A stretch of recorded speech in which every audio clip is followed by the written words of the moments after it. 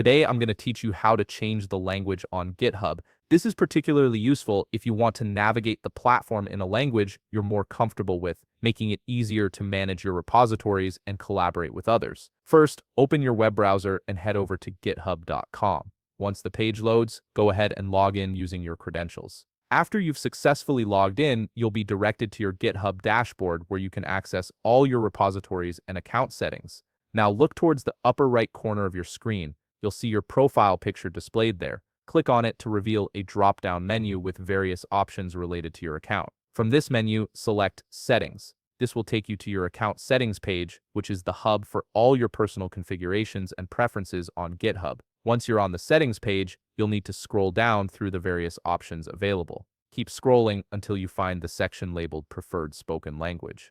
This is where GitHub allows you to customize the language in which the interface is displayed. When you locate this section, you'll notice a drop-down menu directly below it. Click on this drop-down menu to view all the available language options.